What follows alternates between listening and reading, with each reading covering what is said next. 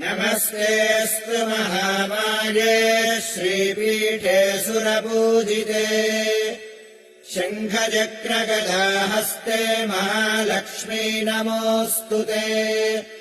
नमस्ते गरुडारूढे डोलासुरभयङ्करी सर्वपापहरे देवी महालक्ष्मी नमोऽस्तु ते। सर्वज्ञे सर्ववरदे सर्वदुष्टभयङ्करी सर्वदुःखहरे देवी महालक्ष्मी नमोऽस्तु ते। सिद्धिबुद्धिप्रदे देवी भुक्तिमुक्तिप्रदायिनी मन्द्रमूर्ते सदा देवी महालक्ष्मी नमोऽस्तु ते।